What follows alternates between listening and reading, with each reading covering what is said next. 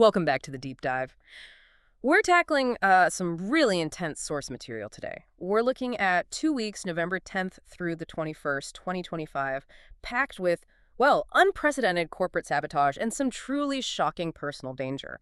Our job is to synthesize all this, break it down, and give you the kind of high-stakes insight you need to understand what's really going on. This isn't just about who's angry at whom, it's strategic analysis. Corporate warfare escalating into actual, physical threats, all in just 14 days. Yeah, and that speed, that escalation is really something. It's what makes this period so compelling to analyze. You've got Victor Newman launching this Scorched Earth campaign with stolen AI, which is wild in itself. And that chaos, it just creates the perfect storm for Matt Clark, a really, truly terrifying villain from the past, to reappear and operate with, honestly, deadly efficiency. Right. So our sources lay out these clear battle lines. You've got the corporate players, Victor, Adam, Phyllis, trying to manipulate the chaos. And then you have the people whose lives are suddenly seriously on the line because of these games. People like Kane, Noah. Exactly. Okay, so let's unpack this. Our mission here, for you listening, is to navigate these, well, colliding catastrophes. We need to get into the mechanics of Victor's attacks, figure out the leverage someone gets with this mysterious AI kill switch, and really explore the cost of confronting a villain like Matt Clark. Because, spoiler alert, he seems absolutely homicidal. Yeah, the price of secrets, right? It looks like it could genuinely cost someone their life here. But maybe, just maybe, survival hinges on a really unstable alliance. That seems to be a theme. And what's fascinating, I think, is how these two major threats, the corporate stuff and the physical danger, they actually feed each other. Victor's focused on money, on power, destroying Arabesque, weakening Jabba, pure business, right? But by making everyone look at the boardroom drama, he inadvertently creates this huge blind spot. And that allows the other threat, Matt Clark's violent agenda, to just escalate like crazy. It slips past the usual checks and balances. Okay, let's dive into that first week then. Section 1. Victor's AI assault and the corporate betrayals. This really kicks off around November 10th, 11th. So we jump right in on Monday, November 10th. The fallout from Victor's latest scheme is immediate. He's deployed this stolen AI against competitors. And the first victim, Kane Ashby's company, Arabesque, it's already crumbling. Kane is understandably absolutely furious. He goes straight to Victor. Yeah, and we need to understand what this AI is. This isn't just like a minor hack or stock manipulation. It's designed for total systemic collapse. Yep. Think of it less as a hacker, more like an invisible saboteur working 24/7. It attacks supply chains, messes with financials, destroys market confidence all at once. Victor's using a weapon that just changes the entire game in Genoa City. He's not just trying to win. He's showing he can completely annihilate his competition technologically. And Kane knows it. He sees his company dying, confronts Victor on Monday, but Victor's response, it's pure arrogance. Kane's throwing threats, demanding answers, probably talking lawsuits, and Victor, he's just dismissive. Contemptuous, really. Yeah. Our sources detail this confrontation. Victor gets really snarky, tells Kane, and this is a quote, "You know you should go save your company." Ooh, right. It's pure psychological warfare, just twisting the knife, reminding Kane he's totally powerless. And it gets worse when Adam, who's usually the practical one, points out the inconvenient fact that there's no actual proof Victor did this. The sources say Victor just laughs. Laughs. Yeah. He's actually enjoying Kane's ruin. It's a signal, isn't it? To Adam, to everyone, he's past needing plausible deniability. His power feels so absolute to him now, he doesn't care if you know he did it. You just can't stop him. That's the message. So strategically, why Arabesque first? It's smaller than Jabot, right? Exactly. It's the perfect test case. Prove the weapon works. Demonstrate the force. Maybe make people underestimate the real goal. And Victor confirms that immediately, right after Kane leaves. Furious, Victor turns to Adam and says Jack Abbott is next. Wow. Okay. Yeah. The destruction list is clear. He's aiming to take down the old guard. Arabesque was the trial run. But hitting Jack, that's a bigger deal than Kane, surely. Politically, strategically. That's much riskier. Jack's established. He's got connections, history. He's not an easy target like Kane's newer company might be. Oh. So the attack on Arabesque serves two key purposes. Show the AI's power, yes, but also maybe misdirect attention from the main event, which is Jabot.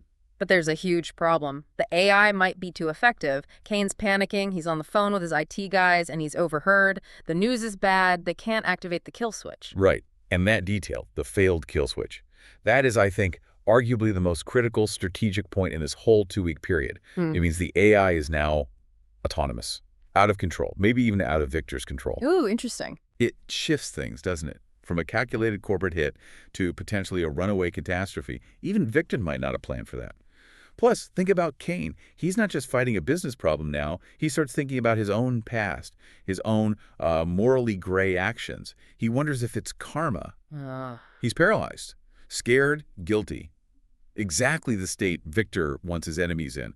Hashtag tag 1.2 Adam's reluctance and the distraction plot. This whole thing is so destructive, even Adam starts getting nervous. He gets the tech failure. He tells Chelsea, look, Kane's done for. Arabesque is finished. But his main worry isn't Kane. It's his father going after Jack next. That seems to be his line. Yeah, and we have to analyze Adam's motive here, right? Yeah. Is he suddenly finding his conscience, protecting Uncle Jack? Based on, well, everything we know about Adam, I'd argue it's more likely self-preservation. Risk management. Destroying Kane. Okay, contained damage. But destroying Jack and Jabot, that's basically declaring war on the whole Genoa City establishment. That level of instability creates unpredictable fallout, and Adam, I think, fears getting caught in the crossfire of Victor maybe going too far. He wants Victor to stop the antics, as the sources put it. Be happy with wrecking Arabesque. That makes sense. If Jabot collapses, the whole corporate landscape could destabilize, and Adam's own power base within Newman might get shaky from the blowback. So Chelsea, always practical, suggests finding a way to stall Victor, slow him down. Exactly. Pure tactical thinking. Mm-hmm. Adam needs a diversion. The sources highlight this. He plans a distraction. He needs to point Victor's aggression somewhere else, somewhere less explosive than Jabal. And we see proof this works, at least for a bit. Later that week, Thursday the 13th, Victor and Adam take this, what the sources call a side quest. They suddenly pivot away from Jabot and attack Billy and Abbotcom instead. Bingo. That's Adam's move. It's a calculated sacrifice, really. Billy's annoying, he's chaotic. Attacking Abbotcom is way safer politically than going after Jabot itself. Right. Keeps Victor busy, gives him a win. And buys Jack time. Crucially, it shows Adam is willing to subtly undermine his father's big plan while still looking loyal. It proves Adam's not just a yes man. He's playing his own game, trying to manage the corporate climate here. But for how long? How long can he keep Victor distracted? And what's the cost of protecting Jack going to be? Those are the big questions. Hashtag tag 1.3 Phyllis's complicated alliance. Okay, now we have to bring in Phyllis Summers, the ultimate wild card. She always seems to end up holding some kind of leverage, doesn't she? Kane, desperate, actually demands assurance from her. Did you help Victor with this AI attack? Which immediately points to her shady past because the sources confirm, yeah, she was involved with this AI initially. Absolutely. We have to remember her deal with Victor. The sources say she did him dirty, stealing the AI in the first place. It exists because of her actions. So when she confronts Victor, it's not about morals, it's strategy. She says attacking Kane was not part of their deal. Trying to define the terms. Right. She's managing her very precarious alliance. And what does she want from that alliance? The sources are clear. Jabot.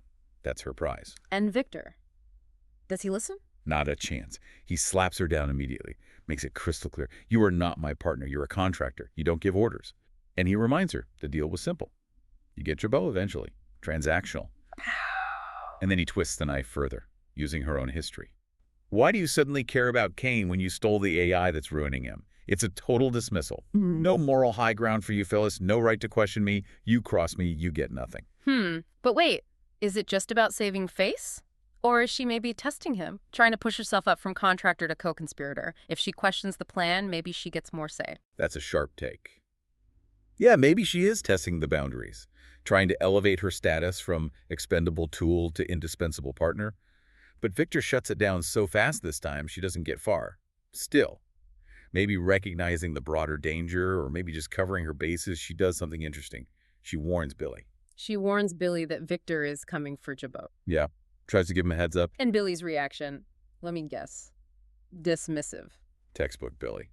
Overconfident, brushes her off, claims Jabot's defenses are solid, they're ready for anything Victor throws at them. He's basically ignoring the threat and Phyllis's warning. Which plays right into Victor's hands. Victor, who reads people so well, later tells Phyllis he thinks Billy's confidence is just a bluff.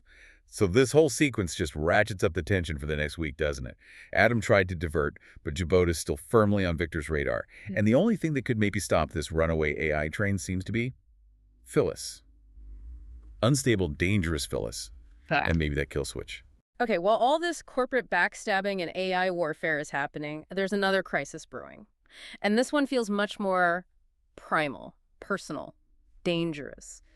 We shift from the abstract world of corporate finance to the very real physical threat of Matt Clark's return. He's using the name Mitch, but it's him. Yeah, and this story is rooted in some really ugly history for the Newman family, especially Sharon. We have to remember who Matt Clark is. He tormented her, he raped her. This isn't just some generic bad guy returning. He represents profound trauma and terror for her. His reappearance is existentially threatening. Hashtag 2.1, Sharon takes control. And because of that history, Sharon gets the danger immediately. She doesn't wait for Nick or Victor or the cops. She decides she has to handle this herself. On Tuesday, November 11th, she takes this huge risk. She seeks out Matt Clark to confront him, deal with it head on, as the sources say. It's a desperate move, isn't it? Driven by that past trauma, that need to protect herself and her family, confrontation over waiting. It shows her strength, her resolve, but wow, the danger. She's intentionally walking right into the path of someone she knows is a predator. The confrontation happens fast. By Wednesday the 12th, they're exchanging threats. Sharon's clearly trying to protect Noah, who's laid up in the hospital, vulnerable. She warns Matt about the car crash, tells him stay away from her son. And Matt, true to form, he threatens her right back, suggests he'll come after all of them, the Newman family. The tension is just sky high. And the sources give us a really chilling insight from the actor who plays Matt Clark, Roger Howarth. Right, the actor says the character doesn't bother pretending to be nice for long. He's, quote, just back to bad right away. Let's break that down. It means the disguise, the Mitch persona, it's gone. He's operating as Matt Clark now, pure malice. It confirms the danger Sharon is facing is immediate, lethal, potentially. Negotiation. Off the table. Yeah, it creates this intense urgency. The corporate stuff we were talking about, that's like a slow burn, a decay. The Matt Clark situation, that's a ticking bomb about to go off. Hashtag 2.2, Nick's shocking discovery. Okay, so while Sharon's facing down this monster from her past, Nick is dealing with the current crisis. Noah in the hospital. Sources mention Noah's vulnerable state. Victor's even involved, leaving messages for Michael Baldwin about Noah's LA problems. Something's definitely up there. And then the crisis just explodes for Nick personally. Tuesday, November 11th, he makes this shocking discovery at the hospital. Sienna Bacall, who's been visiting Noah constantly, Nick finds out she and Noah are involved in something described as a full-blown more than an affair. Okay, that phrase, more than an affair, is key, isn't it? The sources specifically say, not just nookie, there are feelings. Why does that matter so much? Because feelings complicate everything.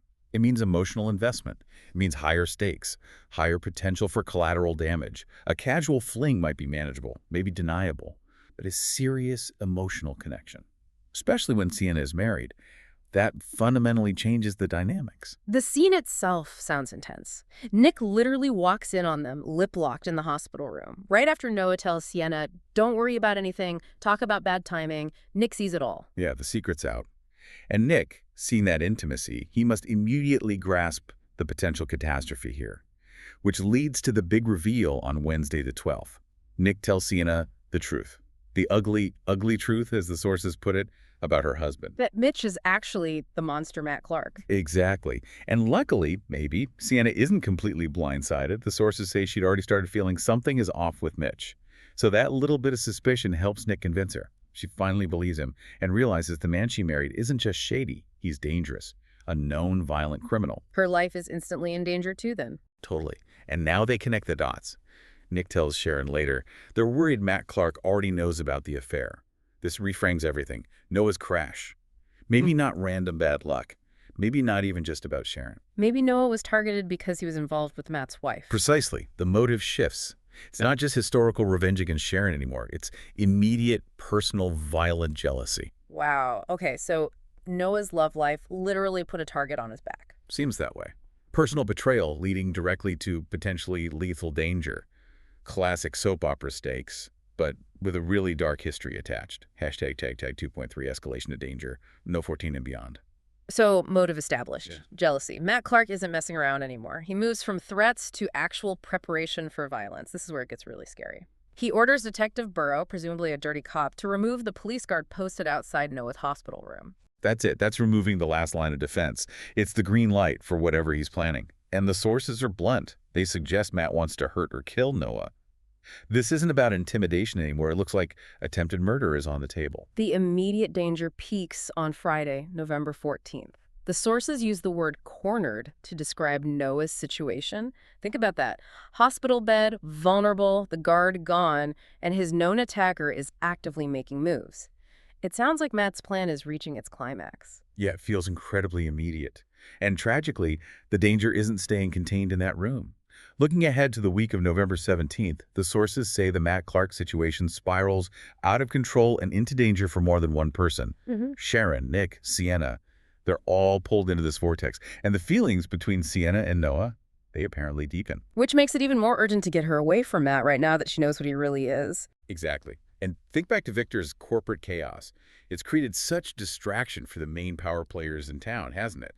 It's given this very physical, very immediate threat the space it needs to grow, maybe even claim a life, while everyone else is watching the stock tickers. Okay, let's pivot back just for a bit to the corporate world, but maybe the secondary dramas. Because even while Victor's playing AI god and Matt Clark is stalking hospitals, there's plenty of backstabbing and secret spilling going on elsewhere. Let's look at Abitcom, Billy's new venture. It's already hitting turbulence. Yeah, Abitcom's supposed to be Billy's big comeback, right? But the funding seems shaky from the start, and the main sticking point, hiring Audra Charles.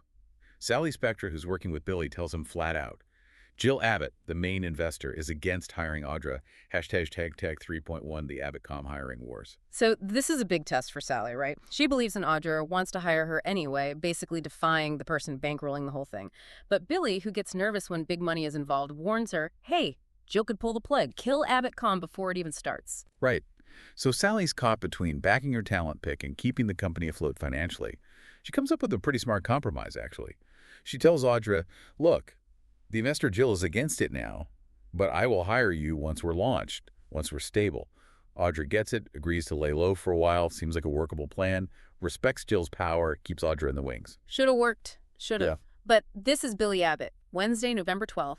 He betrays Sally, breaks a specific promise. Sources think he calls Jill, his mom, who he knows is the investor, specifically to try and block Audra's hiring himself.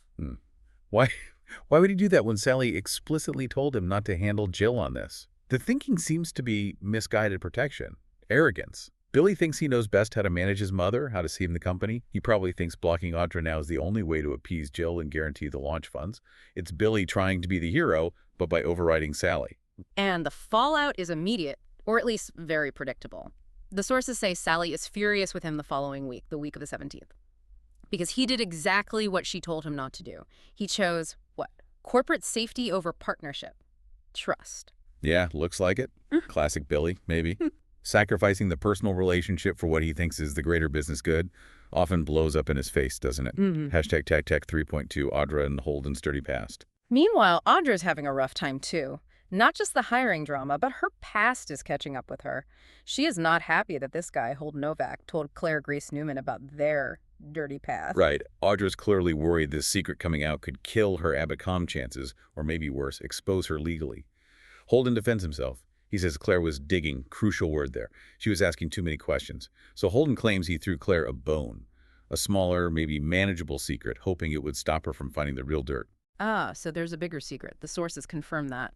Holden reminds Audra he left out the most important part, which was the identity of the guy they apparently scammed back in the day.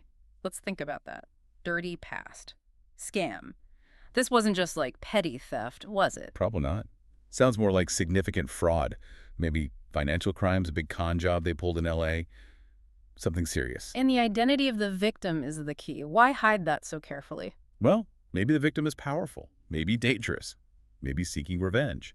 Or maybe that person holds the proof that could land Audra and Holden in jail. Revealing part of the story to Claire was a deliberate distraction, it seems, to protect the identity of this victim. Whoever it is must be bad news. And this past is already causing problems now. The sources mention Kyle Abbott freaks out the following week when he learns Claire spent the night with Holden. Why does Kyle care so much? Just jealousy? Or is there maybe a connection between Holden, Claire, and maybe the person they scammed? The sources hint it might be more than jealousy. Kyle's reaction seems big for just a hookup. Could the victim be linked to Claire somehow? Or does Holden getting involved with Claire put her in danger from the scam's fallout? It feels complicated. And the sources promise more on what Audra and Holden did in L.A. that they're hiding. So yeah, that storyline looks ready to explode too. Secrets rarely stay buried in Genoa City. #tag 3.3 midweek momentum. Okay, so as the week speeds towards Friday, all these tensions just keep building. Thursday the 13th, we see Ken Ashby defending himself. Could be about the AI attack, the business collapse. Or maybe defending himself against accusations from Lily. That feels like foreshadowing. Mm-hmm. And meanwhile, that slow burn between Victoria Newman and Nate Hastings, it finally hits boiling point. Friday the 14th, the sources say they just can't deny the sparks anymore. Yeah. The chemistry, they're moving past flirtation towards, well, the inevitable. Let's think about the timing. Why now? Victor's causing chaos everywhere. Is this like a stress response for Victoria? Seeking passion, maybe control, in her personal life when Newman Enterprises is being shaken up by her father's war. It's a classic pattern, isn't it? High stress often leads to seeking escapes. Nate represents something forbidden, exciting, maybe a distraction from Victor's games. Hmm.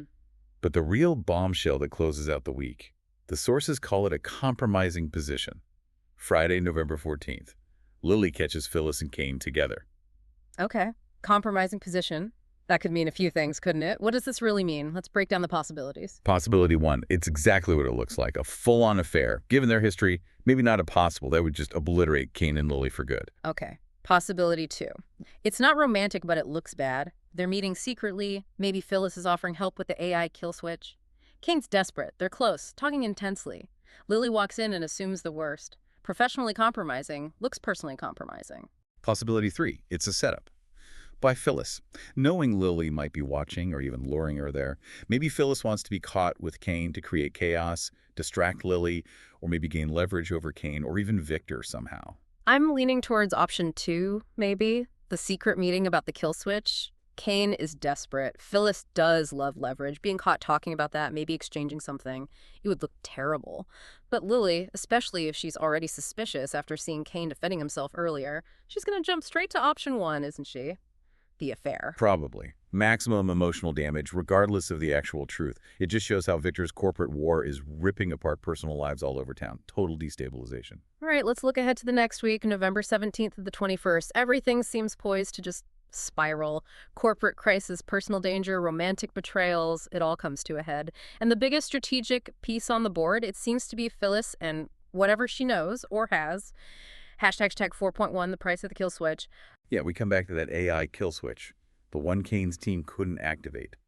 The strong implication from the sources is that Phyllis, maybe she does have access to it or knows how to make it work. If that's true, she suddenly holds insane leverage. She could potentially stop Victor's entire campaign dead in its tracks. And if she can save Kane and Arabesque, oh, she is absolutely going to demand a high price.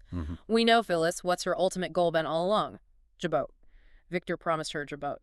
So if she holds the key to stopping Victor's AI, she can basically force his hand, right? Expose his vulnerability. It's the checkmate move of this whole storyline, potentially. If Phyllis uses a kill switch and stops the AI, Victor loses control. And the sources say if that happens, Victor will come unglued. He uses people, sure, but if Phyllis actively thwarts his grand plan wrecking Arabesque going after Jack Jabot, the blowback on her will be massive. He won't see her as a useful pawn anymore. He'll see her as an enemy to be crushed. So what's her play? What's the high price? Let's game this out. Option one, she demands Jabot. Now, pay up on the original deal, Victor. Option two, she demands Victor save Arabesque. Maybe she gets a piece of Kane's company, or power there, becomes a legitimate player that way. Knowing Phyllis, my money's on option one.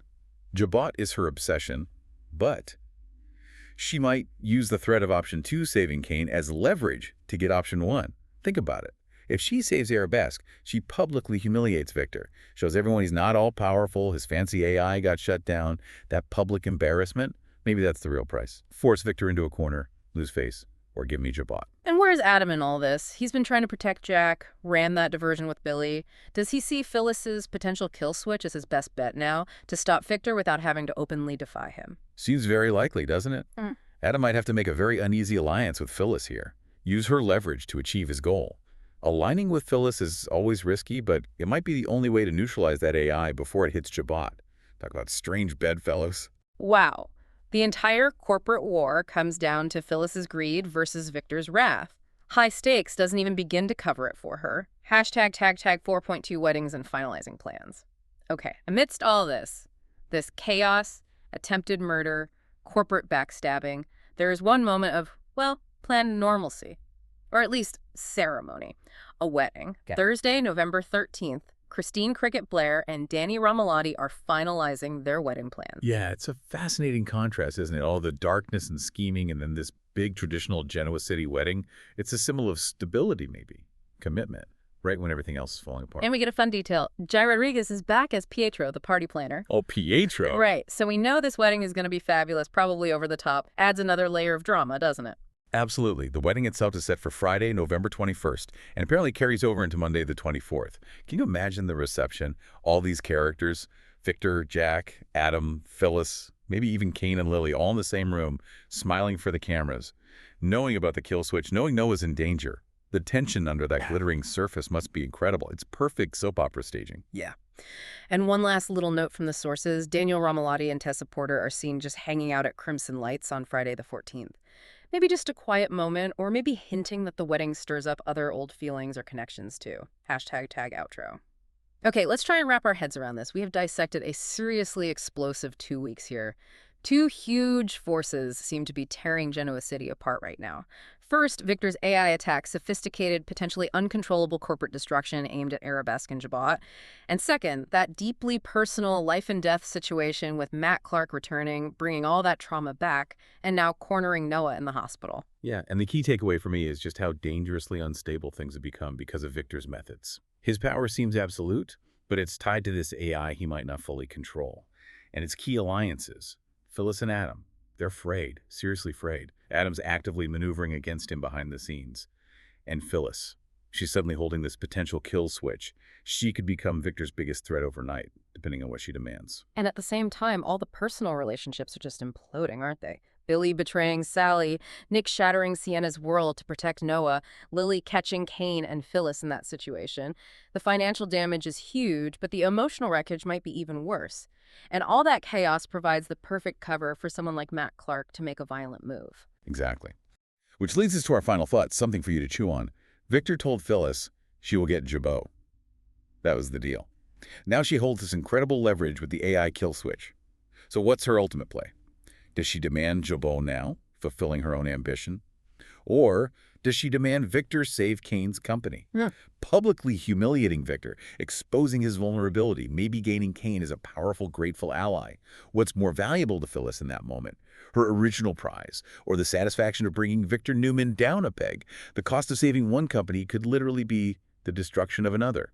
And Phyllis, she's got her finger on the trigger. Wow. The power dynamics are definitely shifting. We are absolutely going to be tracking that kill switch drama and the Matt Clark crisis. This was intense. Thanks for breaking it down with us. My pleasure. It's going to be a wild ride. See you next time.